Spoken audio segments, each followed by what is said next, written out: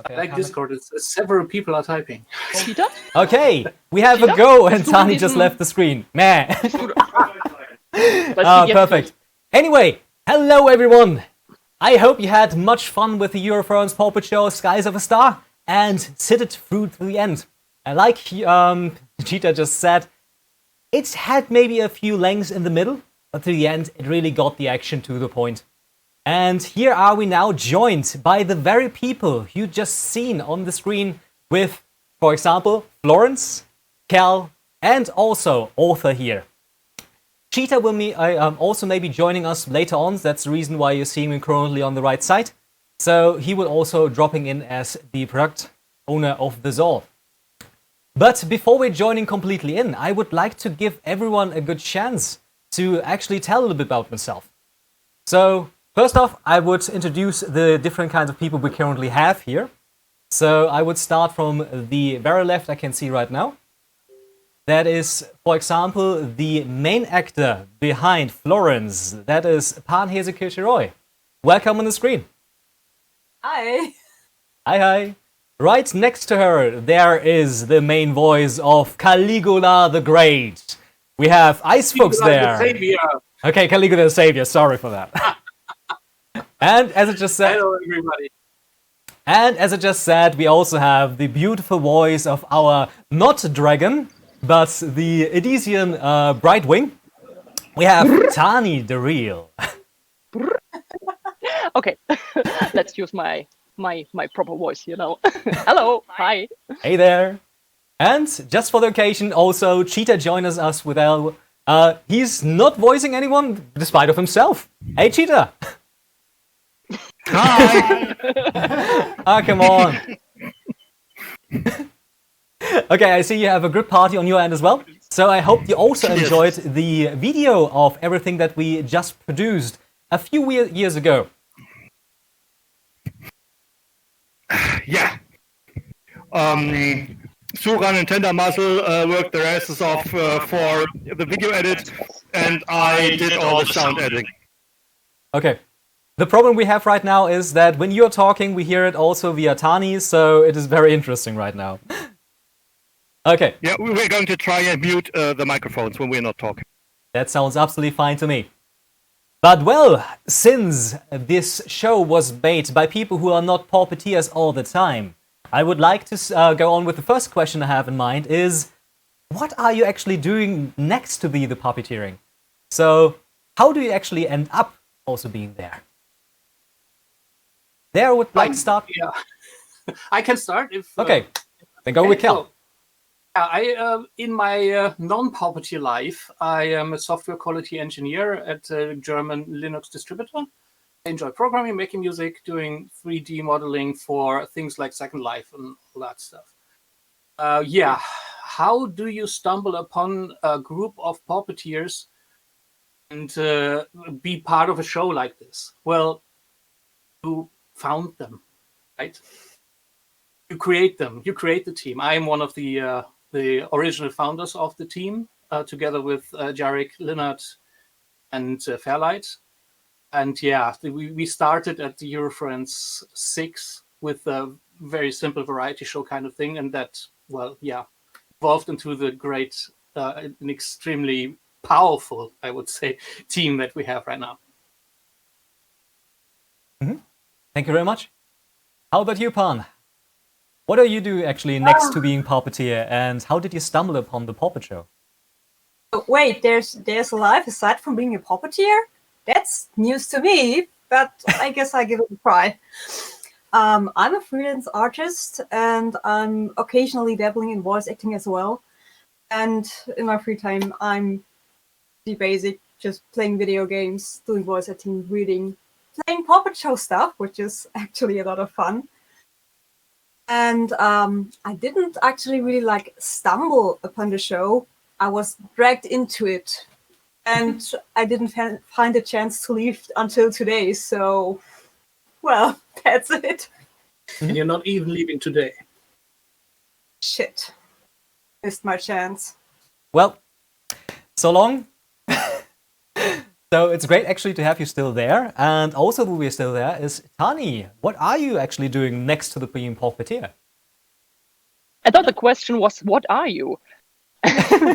Okay, what is Tani the Real? I think we are going quite philosophical with that, but go on.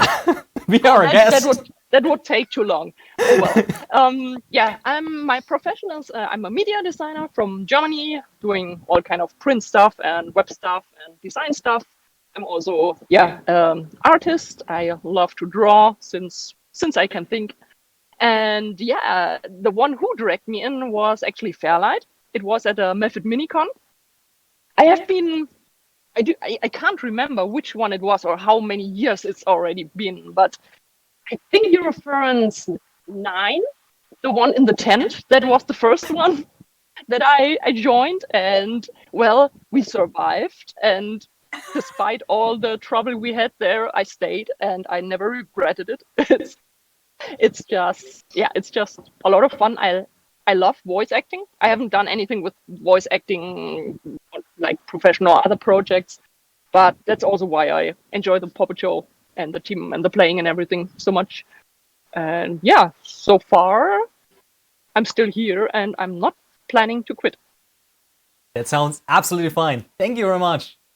And also for the chairman himself. What are you actually doing? What's my life's purpose? I don't know. In some years, actually, the puppet show feels more like my real job, and my real job feels more like the stuff I need to pay the bills. So I work in IT. I'm a system administrator, so I take care of servers and printers and stuff like that. Pretty boring, actually, compared to puppeteering. We all have something that is actually setting us back into reality, I think. So that's absolutely fine. But there comes also my second question for you, or third in that regard, is did the puppet show ever actually influence your real life? Was maybe there a certain piece or a certain situation that you noticed that you had something from the puppet show influence what you did there? When does it not? I mean, Yeah. I mean, when you're co-writing a story together with Cheetah, I myself, at least, when puppet show writing starts, there is not much left than puppet show writing. It is driving back and forth, meeting each other, writing the script, then talking online about it. And yeah, it has a big influence on at least my real life while we are planning, and then after or while the rehearsals are running. Yeah, you're always in touch with the team, and yeah, it has a lot of influence. Okay. Yeah, for a long time of the year, you don't get to do anything else in your spare time. At least for me and Icefox and some of the core stuff, it's especially the puppet builders. They also have a lot of time to sink into this. Mm-hmm. I don't know how many hundreds of hours we spend each year doing this. There's a whole half a year in my calendar where I have literally no spare time besides doing puppet show and EF stuff. It's pretty much understandable. Maybe Tani? Yeah, it definitely has an influence on my real life. Mm-hmm. Not only emotional, also the physical part, because it's one of the most painful months in the week, in the year, and actually it forces you to do some training, so it also influences you physically. Mm-hmm. Regarding the characters, it's really interesting. It's different. Sometimes you more influence the character, and sometimes the character influences you.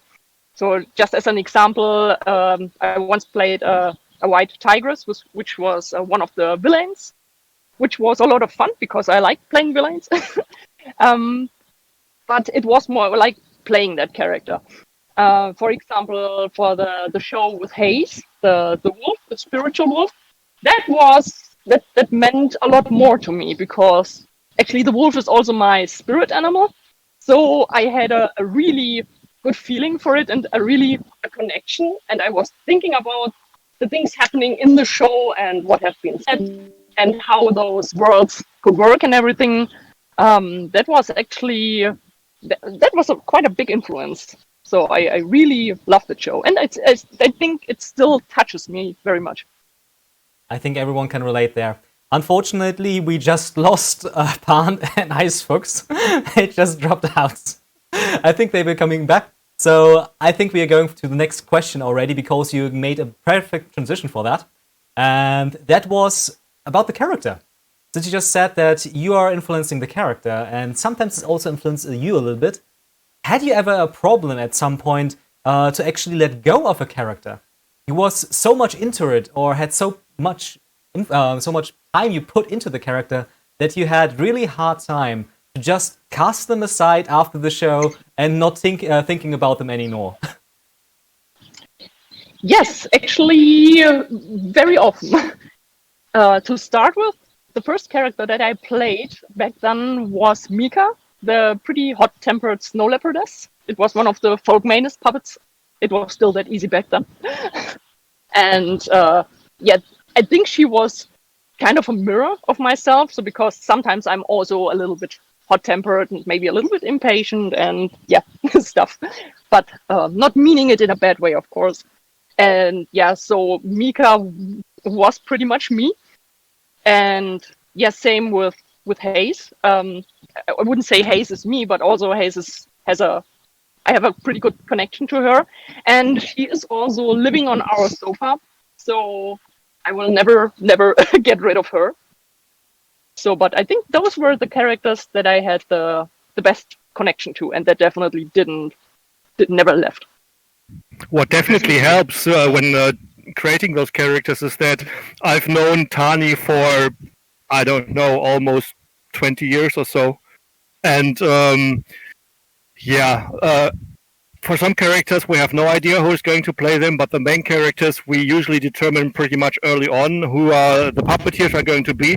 So since I know the puppeteers, I try to come up with characters that incorporate characteristics from the people who are playing it. And that's a lot of fun. I can put a lot of personal things into the character that I know of, and it helps everyone enjoy it more and be more authentic when they're playing it. So it's a little trick there. People who will probably do the certain kind of characters, because as Tani just said, most often actually the person decides what the character will be about. And I think it's good to have a good insight what maybe we'll be ending up with. I hope that this question will go a little longer, but unfortunately since Pan and Ice haven't returned yet, I would still go on.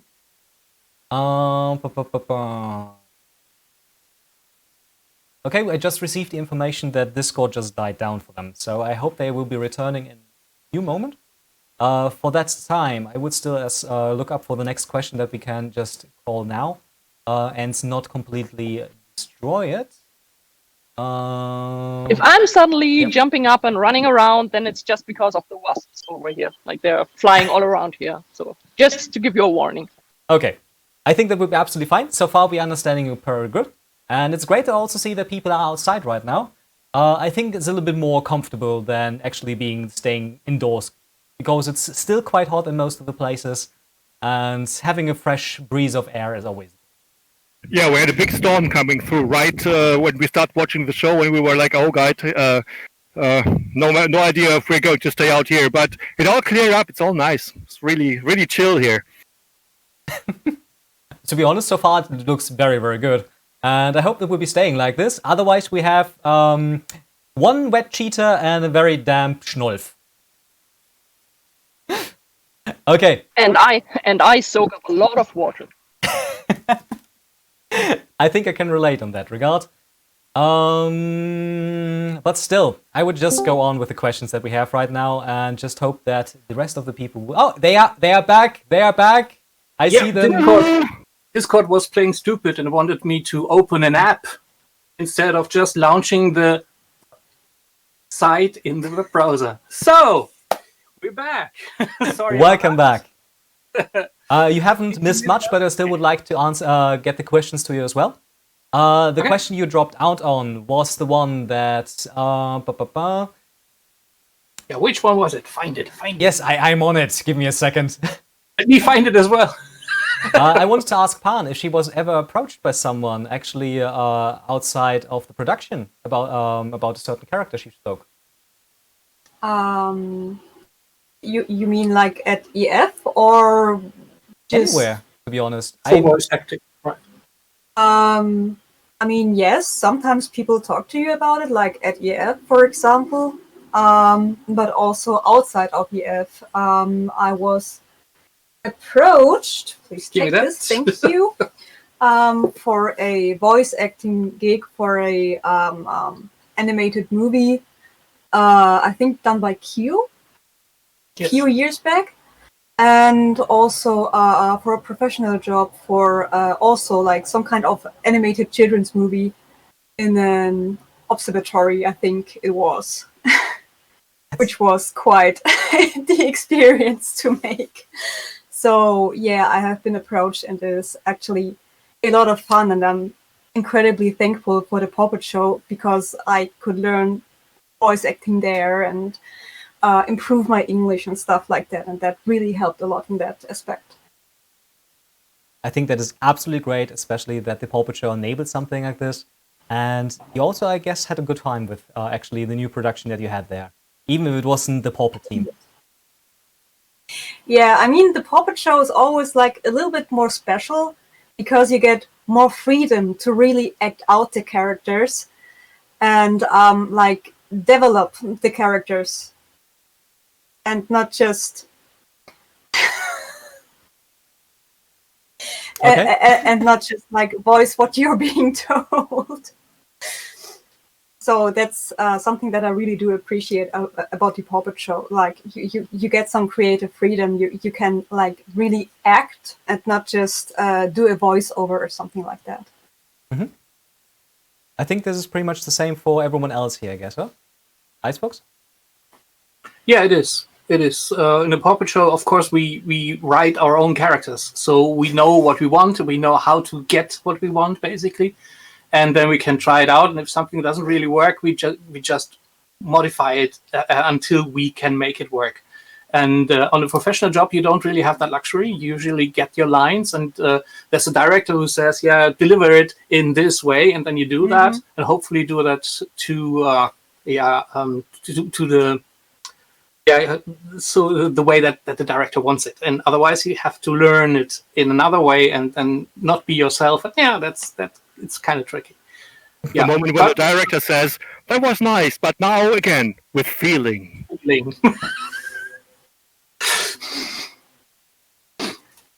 I think actually, we had it's more usually like that was nice, but now again with a little bit less feeling.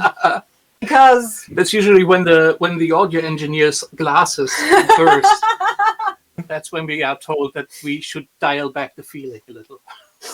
And yeah, sometimes I put in little words just to tease people, especially the voice acting. I know what the not the pet peeves, what the little slips that people do. Yeah. And so sometimes I slip words in like discombobulated, and just watch people fail at it because I'm an asshole. I know. What was it for me? Get away from the carcass, or something like this. Carcass. Carcass. That took so many takes to get right. Just remember the laughing creatures in the passage. That was one training sentence that we gave to one of our actors, because that were the 3 words that he needed to learn to pronounce correctly, and then we gave him like this sentence to practice. So laughing creatures in the passage. It's unbelievable hard to do to both write and rehearse and play a show in a foreign language. We would do so much better if we just could perform it in German, but then nobody would understand what the hell we're saying. So. Yep, you get free accents and free Germanisms with it. I think we got a little bit better since we're asking native speaker to actually edit our dialogues, but still, it is very, very obviously all German translated to English. So. Okay. I just got the information from the people from my site that we have some questions from the audience already. Alrighty, bring it Bring it on. on. Yeah. Give me a second. I just want to ask if it's about you right now, because the next part will be something else.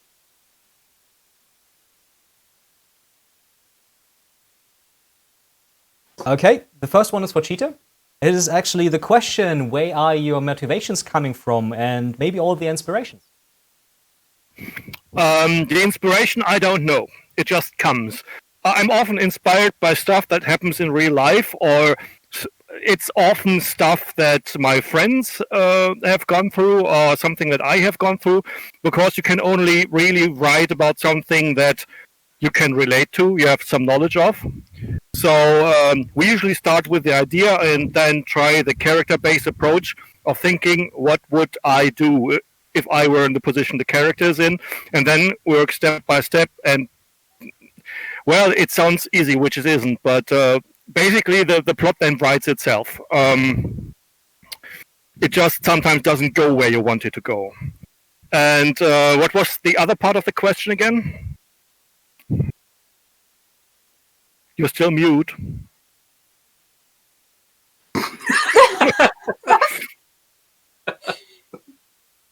I forgot the first part of the question. You have to repeat it.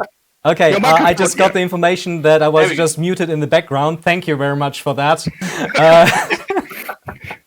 The second part of the question was the inspiration you had. So the first one was the motivation. That was the part I answered. The first And part. the first part is the motivation. The motivation. Well, there's a fucking deadline. If you don't do it, you're screwed. That's a big motivation. And of course, I like telling stories. And you know, the biggest compliment for me if I see people crying in the audience, because then I know that, or just in general, when I see that the story we were able to tell could reach people on an emotional level and gave them something to remember for possibly their entire life, that is entirely the biggest reward you can think of. It is such a creative outlet, and yeah, it's that just makes it all worth. We had days before the con where we're sitting in around, you know, getting drunk on cheap wine, going like, "Why do we do this? Seriously, I've forgotten. Tell me." And then at the end of the show, everyone stands up, goes like, "Whoa!" and we are like, "Yeah, let's do it again." So yeah, two aspects of that: the creative outlet, and then the whole community thing, giving something to the community and see it strike a vibe. That's a very strong motivation on my side. Mm-hmm. I think many people can actually relate to that. The second question we got already goes. Wait a second. Yes, the second question will be for a later part, but I have another question that we can state right now. It's about does the Paw Patrol show feel like a job or a hobby? I think that is a deep one. Yeah, sometimes it can feel like a job, but it's a job that you like doing. So it is not like a paid job where you go and you have to do it because it pays your bills. But it's more like, yeah, you have a list of things that you have to do to finish this show. This is the job part. But in the end, when you start doing it, it feels right and it feels like it is something you enjoy doing anyway.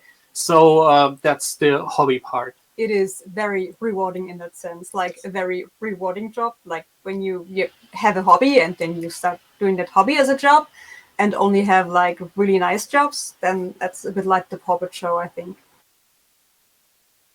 Mm-hmm. Okay.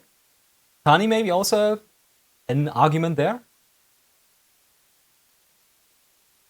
You're still muted? Yeah. Yeah. I paid attention. Can you repeat the question again? I was so fascinated listening to them that I forgot the original question. The question: job or hobby? Paw Patrol. You know, is the Paw Patrol your hobby or even a job? Okay. Definitely, I would say it's pretty much one of several jobs, which makes it sometimes really exhausting and tricky, because Of course, when you're going to Eurofurence, you could only do one job, but that would be boring. So you do the charity stuff, and you do the dealer stand as an artist, and the art show, and the puppet show. And yeah, then that's the point when you feel like sitting at work, and everybody is throwing work and tasks at you, and you think, how am I supposed to handle all of them? Because you need to sleep at some point, at least a little bit. But I see it more as a hobby, because I chose to do it, because I want to do it. Same like the other hobby jobs, or however you want to call them. And you could reduce the stress by canceling some of them, but you don't really want to. At some point, I took a break for 1 year to just regain some energy and to take care about the other 3 jobs, if I call it like that. I think it was actually a good idea, because even though it felt very hard to step down for 1 year, it gave me back a lot of energy. So, and you also notice what you're missing if you don't do it. So, yeah, I think before you're getting a burnout, it's always good to take a break to get back to it and really enjoy it again. I think that was Eurofurence 20. The Keepers of the Light. It was the first Keepers of the Light, yes. I remember the one sitting in the audience with the I think there was a really big delay, so that it was also a really weird feeling to experience it from the audience side for once. But it was also absolutely amazing to see it from the other side for once. Not just butts and sweaty people and fur and everything, but really on the other side, like all the backdrops and the lighting effects, and it looked so awesome. That was definitely an experience that I'm missing. I love to play, but I also miss to watch it.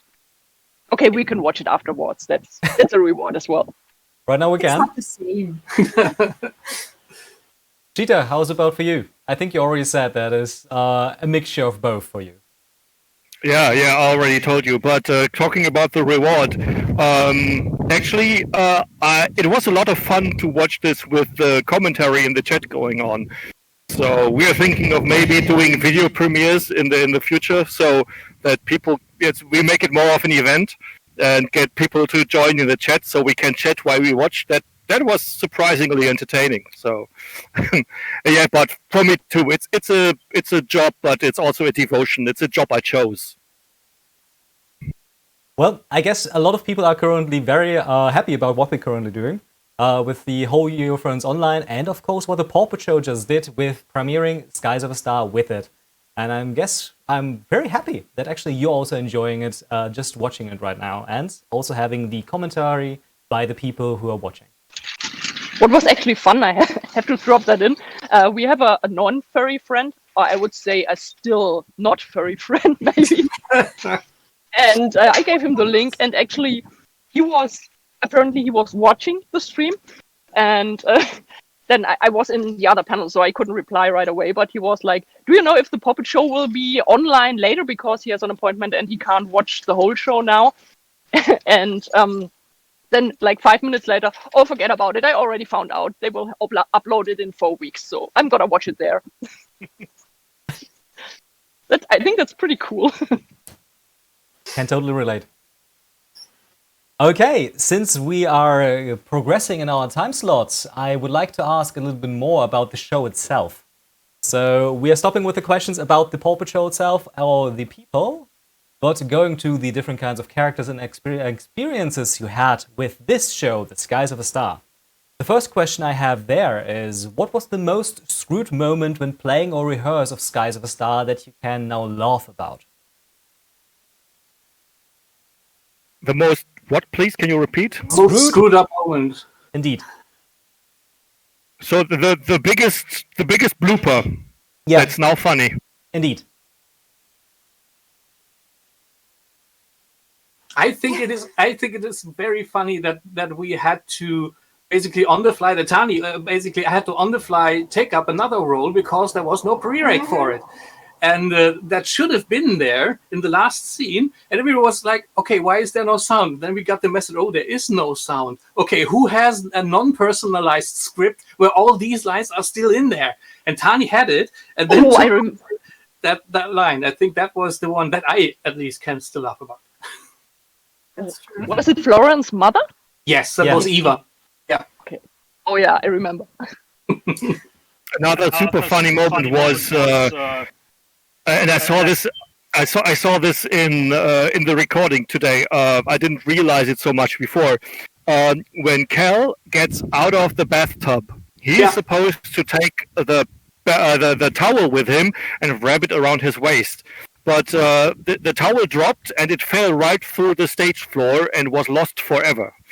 So Cal got out of the bathtub completely naked directly after the conversation between Florence and Arthur about Cal being naked. And for some reason, Florence is staring at his crotch for the entire rest of the scene. And I swear that was not intentional, but it is so funny in hindsight. Yeah, that is how you stay in character, right? I think it was. Sure how that happened. I think she just had a cramp in her hand, but still. I don't think so. I saw the towel falling, but I wasn't aware that I kept looking down. I actually only meant to. It was completely accidental. Well, I guess we got there with a very happy accident. That's a good one. That was a good one. Do we have another one, maybe? It For takes this show, not so much for me. it takes a lot of thinking because so many things went wrong that it's hard to pick a favorite. I think one of the maybe it's not really the answer to that question, but when you read in the script just one line and then author jumps on the truck, and you go like, seriously, we just managed to walk with her, like with 5 people carrying her. How are we supposed to jump on that truck with her? Like one line, okay, and then we go on. Like, I think we will hear about these things in another talk, right? Yeah, I suppose Actually- maybe you should, because that's not in the other talk. Maybe you should tell the story how the scene with the sheep actually was rehearsed and played. Oh. Because I remember Icefolks fearing for his life many times when that happened. Oh, that was in hindsight. Yes, in hindsight, it's very funny, right? You stand there with I was the sheep. I was standing there with the sheep on my arm and eating grass and listening to the music. And I had a music cue. Someone gave me a music cue. He said, when this part of the music comes, Arthur will come running right at you. So I had 5 people and a 15-kilo puppet running right at me at full speed. And I was expected to stand there totally calm until it hits me. Yeah, that's what happened. It hit me. And then I threw everything in the air as I was supposed to. And that was the wool fluff that basically got scattered all over the place. And then I had to run with her at the same speed off to wherever the space was beside the stage, and hoping that there's nothing in the way because I couldn't look. I had to walk backwards as fast as I could with flaming Arthur in my face. It was like, it's coming at me. She's genuinely scary if she charges at you. Puts up It like that. It triggers some primal fear in your brain if you see a dragon thing running at you. Yeah, it was like, okay, who's gonna stand there and play the sheep? Silence. I said, okay, I do it. Yeah, it was fun. That was really you did fun. a fabulous sheep there. It was great. So thank you very much for your investigation, for what you did there. I risked my sanity and my health for the puppet show. Actually, I wish I could say that, but it was a cool role to play at that moment. And it's a brilliant transition to one of the next community questions that we have right now. It's about author, and that is about dealing with author. How difficult it was. The people are very interested about that. And I think pretty much hearing just that a running dragon with 5 people, I think this is a good start. Yeah, I think it was pretty close to learning to play the piano, because I had that controller with like 20 buttons and switches and all kind of stuff, which was connected with cables to her head to control the ears, the mouth, the eyes, the blinking, sound effects. So there was an additional remote with triggers at the side for the different sound effects. And you had to learn without looking what does what. So that was, and at the same time, of course, it was quite heavy. So I had to invent something like putting a strap around my neck to carry it, because also the head was pushing on it, so it was quite heavy. And playing it, especially, I mean, if you're just standing there, and as you can imagine, 2 hands, controller, where's the third hand to hold my script? I mean, I didn't really have much to talk, but there were scenes where I had to talk. So I pretty much, strapped I had a lanyard around my neck where the script was attached. So I tried to like hold the script and play at the same time, while like 3 people were almost like laying on you and pushing you, and you're like, I need to get back to read my script. So that was a really, really good challenge. But with every rehearsal, the more you trained it, the more you really got one with the whole system. So that was really like, just being her, just playing her. But that was a pretty cool challenge. And then the director comes and says, "And now jump." Jump on the truck. A wild author appears. Oh man. By the way, a question from my end. Author. How is the name actually pronounced? And I guess there was some kind of background joke about this. Yeah, so to do it correctly, it is author. So if you say author and a kitten dies. No, a cute little author baby dies. That was it. So so every time you say author, a cute little author baby dies. There's a little bit of background information, not only that it was a running joke because we had people that are constantly calling her author. For me, at least, it was important with the TH because it's a bit of a throwback to a 1960s, 1970s series of novels written by Anne McCaffrey.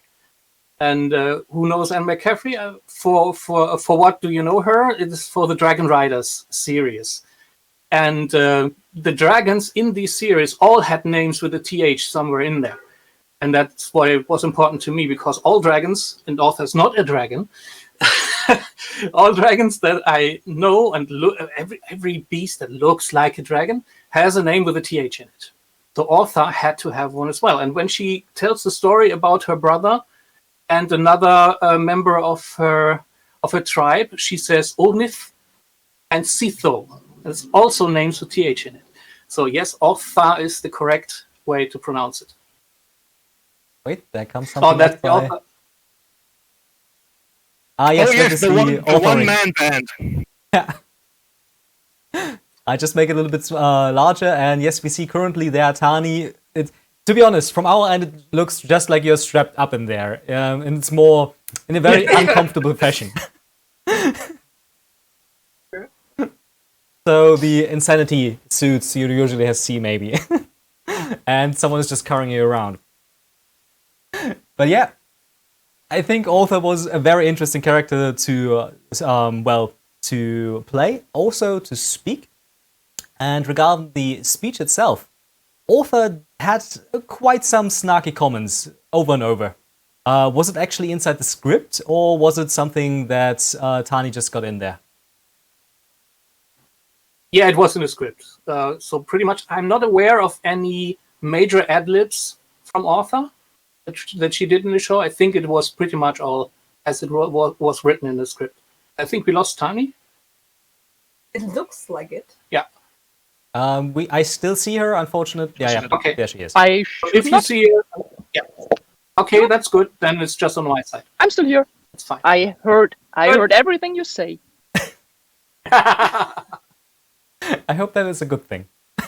All right. Yeah, I think everything was as it was written in the script, and that came pretty much natural. Yeah. There was some addition we added in the rehearsals because we improvise and joke a lot around in the rehearsals, and when an actor comes on with a good line, we often add it to the script just there because if you all fall over laughing, that's probably a good line to add. I think that is pretty much the case. Do we have another author question? Look. What inspired the design of author? That is maybe a good question we can ask at least one person here. Not sure who you're talking about. Sometimes. Certainly not me. Well, I mean, Cheetah and Icefox already had like a rough idea, like not a dragon, but somehow it should remind you of a dragon, but somehow not, and it should have wings and fly and feathers and be cute and fluffy, but also dangerous and ferocious. And actually, I took a lot of inspiration from Trico, from The Last Guardian, the video game, which is why some of Author's earlier versions actually had like these bird legs and different snout forms and stuff like that, just to try it out. We settled for something else, of course, which is cuter and hopefully way more easy to build. And yeah, that's actually where a lot of the inspiration actually came from. I have another funny story about Author if you want to hear it. Author needed to glow in the dark for the flying scene with the planes, and she has this typical plastic fiber fur, and normal paint doesn't stick on it. But we need to make sure you can see her whole body, and so we tried out different forms of dyes, and there was one where the actual paint particles would stay on the fur as long as you didn't touch it. So we gave Author a fresh brush up before the show, so she would be good to see. The problem is that Author is actually just as cuddly as she looks. So all stagehands, everyone, puppeteers, if they walk by Author, they all go like, oh, cute one, pet, pet, pet, pet. The problem is, you've now been marked. So if you've indecently touched Author during the rehearsal, you will be seen in the UV light. So it's like CSI. You're busted. Yeah, we actually had someone with a UV light standing at the edge of the stage, checking that everybody who has to go on stage while the UV light is running doesn't have any glowing stuff on them. So that we had to make sure that reminds me of the. That's why he did that. Yes, that reminds me of the UV light, the bubbles. Yes. You remember the bubbles of that underwater scene, and wherever those bubbles were blowing up and exploded, like boop, oh, everything was glowing afterwards. Yeah, that was tight. It was a very interesting scene. I think we remember it fondly. We're going to have a segment about that in the talk tomorrow. Plug, plug, plug. We're looking out for that. One last question about Author. Where did actually the Author noise come from? Chirp? It depends which ones. So mostly, yeah, Tani? Like where, like how? Who said what she's supposed to sound like? To be honest, I have no idea. I just did it. I think I just did it. It was just imagining what would a dragon that mostly can't talk. Of course, she could communicate by thoughts, but who can't really talk. What kind of cute noises would a dragon make? Or not dragon. Author. Odyssean Longwing. A not dragon. Yeah. Let's call her a not dragon. Yes. And it's also actually what is pretty funny, because if you're standing in front of a camera, it's sometimes a little bit hard, like to talk and to not sound stupid or look stupid. But if you hide behind the panel and behind the puppet, you can pretty much do any noise you want because people won't see you. So that's actually it's a nice motivation and also a nice different thing, like to just play and sound like whatever you want, whatever you wanted to do for a noise, you can do it without feeling too embarrassed. And then the sounds that Tani made with the microphone were enhanced by sound effects from the sampler. And one of the little knobs on Tani's remote control could trigger 4 different sound effects, like a battle cry, a snarl, a hiss, and like a snort. And that was a mixture of all kinds of animal noises, making up fantasy noises. I think there were like lizards hissing and horses snorting and pigs squealing. Everything was in there, and that mixed together, that made Arthur. Oh man. In regard of what you just said, that you had there a lot of freedom to actually express yourself. Question in a rather opposite direction for Florence this time, because Florence had a rather troubling start there, and she had to, well, witness that her dad died, that she now has to work in the bakery, not where she actually wanted to. How did you actually cope with this such kind of backstory? So I would like to ask there, Han, how actually she get into the character? Well, I did feel sorry for her, of course, but I've been in a similar situation as well many, many years ago. And so I could really feel her also, like the troubles she had to go through. And that made it actually a bit more easy to like slip into the character. And I really admired her courage to overcome it. And her strength also. And as I said, portraying her came somewhat naturally because of my own experiences in that regard. And that was actually kind of nice, but also a little bit weird, I guess. It was definitely great what you actually done with Florence. She was a lovely character on the show.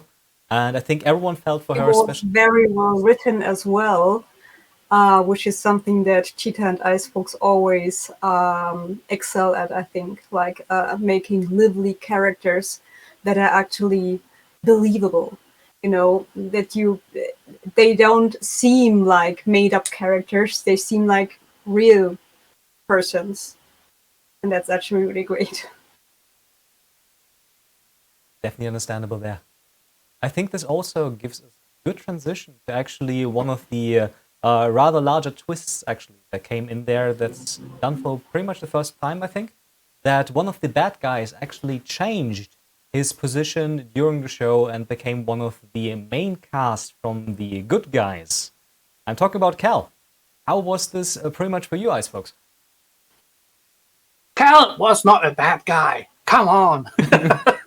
Well, yes, he did bad things, definitely. And I absolutely disliked him at the start of the show. I absolutely disliked him. That's why I played him like that.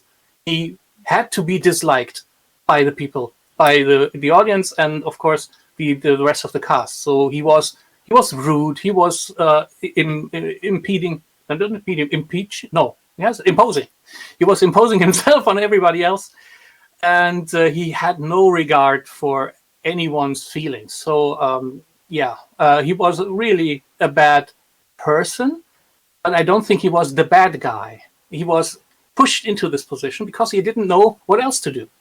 He's someone who just follows orders. You give him an order. You might have noticed that during the show, he's talking a lot and he's trying to win the upper ground until you give him an order. Then he steps back and just does what you want him to do. And that works for him very well. And he says, okay, that's my order. That's what I have to do. And I don't have to think about it.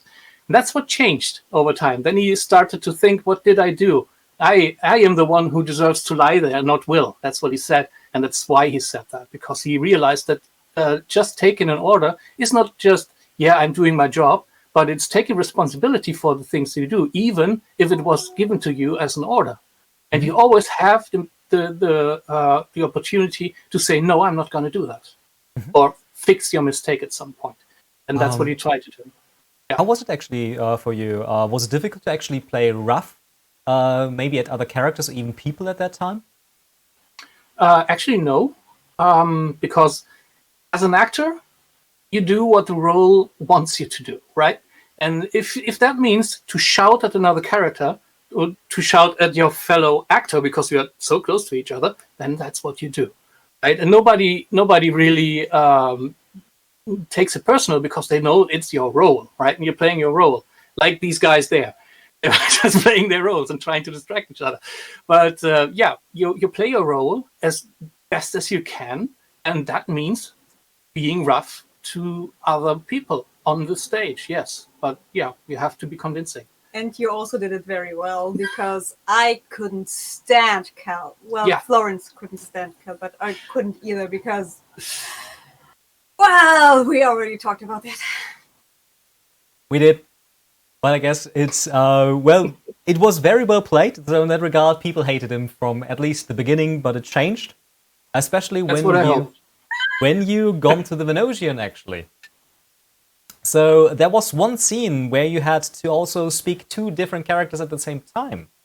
It was later on when... two times, sorry. How was it actually for you? That you had to talk two characters in the same scene that only one you can play? Yeah, that's something that we did a lot in the earlier shows because we didn't have a lot of people who actually wanted to speak a role and had the ability to do so. So we have one guy, in German it sounds like, we say Puppenschüttler. That's the puppet shaker. That is someone who just stands there and shakes a puppet while it's speaking, while another person actually does the voice acting. And that's what we did a lot in the older shows. So that was nothing new to me, but it's always training in focus, because you have to know which character is the one that you are speaking right now and stop moving your hand when you're voicing that other character. Otherwise, that looks very, very silly and everybody knows what's going on. So yeah, I had May in the farmhouse scenes. There was two scenes. There was the one with the whole gathering of people, and the second scene when they brought back Will. And in both scenes, I had to voice both characters, and we tried to separate them as much as possible. So at one time, Cal just moves over to the side and just sits there and does nothing, while I can focus myself on May. And the other scene was a bit more back and forth, even between the two. So you're arguing between two characters at the same time. That's it's a training in focus, but it's a lot of fun to do, and speak different accents. I totally understand. It was great. And it's absolutely great to see that you managed to do both very seamlessly. I don't think that many caught it that the same character was spoken by the very same person. But I think you had some experience there to speak some, female characters. I think some of the older fans maybe still remember.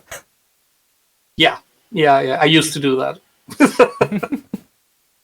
Well, then my last question for Cal here is, since you played at least a little bit bad guy, how would you actually feel to maybe play the opposite around, that you have a good guy that is becoming a bad guy? A good guy becoming a bad guy. I could see that happening. What I can't really see is myself playing the bad guy. I'm just not cut out for that. I'm really not the bad guy. I don't really enjoy that. I know other people in the team do. They really like playing the bad guys. I'm not one of them. But I'm not sure if that actually happened before. But I could imagine having a good character turning bad, being corrupted by something. Yeah, I could imagine doing that. Being corrupted by his own ambitions, or perhaps that they want to do good, or Could something be. like that. That would be awesome, actually. I think there are many reasons that how people actually can turn bad. And I think most of the best villains are usually those who have a good reason for themselves, and thus are also the hero of their own story. So, Dr. Isaiah. Yeah. Definitely. Okay, I have some more questions from the community, and I have a little bit of time to actually read them out. So give me a moment. Okay. What are your favorite That's always the puppets? best part. What are your favorite puppets or characters, and why? That's easy for me. Okay, That's then easy go, for- Icebox. Favorite? Yeah, for different reasons. I have several puppets or several roles that are favorites for different reasons. Overall, I enjoyed playing Null the White Rabbit most of all, because it was such a wacky character and he was so outside the story, but still the main driver of the story in his eyes, that it was really fun to play him. And we had that special setup going on with him, so that was special as well. From an emotional point of view, River Song, definitely. River Song was my most emotional part that I played, I think. And if you haven't seen Keepers of the Light yet, please stop listening for the next 10 or 20 seconds, because I'm going to make a major spoiler, right? So playing River Song and knowing what is going to become of him right at the end was agonizing, because I knew I was playing towards his doom. And that was hard. That was really hard. Understandable. Spoiler over. Now, it was a very emotional role, I understand that. Yeah. And it was very, very well played. I guess many people felt for what River Song actually lived through and how he ended up. But don't reminisce too much about past shows that are not Skies of Astar. Pan, how about you? What was your favorite character or a puppet you ever played? I think the three puppets I appreciated playing the most because they felt good and had a lot of expressions were Florence, of course, because she could do this thing with her eyes that she could not just close them normally, but she could also like open them really, really wide, and that was useful. I also liked Alice a whole lot from Demon Hunters, because she was just so unusual, and she was also really nice to play. And then there's also Frostwind. It's kind of hard to tell why I like her, I think. First of all, the puppet is really comfortable. It's just, it's not as snug as some of the others. She's really, really liked, and that's great for a long show. And also her character, her role really stuck with me. It was one that I had a very hard time letting go of, actually, after the show. Also because of her connection to River Song and everything that happens to her and this whole world. Well, thank you very much. I think you listed up some very, very great characters. And most of them had... I think most of them actually had a happy ending in the regard. So, not like, for example, with River Song. Yeah. I mean, happy ending, more or less. Think about Frostwind for a second. Yes, This I know. guy knocked her up, and then in this weird Spoiler. post-apocalyptic world, she actually has to be a single mom. Great. Well, he didn't left for just some cigarettes. I think that's at least something. He left for a smoke. Yeah, He got smoked. I knew something was off when he said he wanted to buy some cigarettes, although he was never smoking once. Oh well, we have to go on, otherwise we are running out of time. Tani, your beloved character. My beloved characters. If I would pick three as well. Like I already said, Hayes is definitely my most favorite character, because I have the best connection, and I really love the feral puppets, because they are quite a challenge to play, but also they're so nice and different, and I like animals in their feral form, so that was really beautiful in every way. So Haze, definitely. I think also Visonia, which was the white vixen of the Pompeii show. So I think that was actually the first time that we were using the anthro puppets, I think, with the rods and everything. That was the second show? Okay. Yeah. And on EF17 we started with Null and with Void. Right. And we had the tigers. And then I was playing we had the feral tigers. That's right. For me, it was the first time with playing those anthro puppets with the rods. And also, I gave her a little bit of foreign accent, so she was also one of my favorites. And she's also still sitting in our bedroom, and is staying with us. And of course, the first one, also probably because I've played her for so many years, is Mika, which is my dear good old snow leopard Folkmanus puppet. Mm-hmm. And she was also just fun to play, and when she got in her screaming mode, and she's also really dear to me. And actually, I would love to see those old characters, those puppets like Poke and Lori and Mika. At least Mika, maybe see her in those new anthro forms puppets. Maybe at some point we will see them as well again. Who knows? Maybe.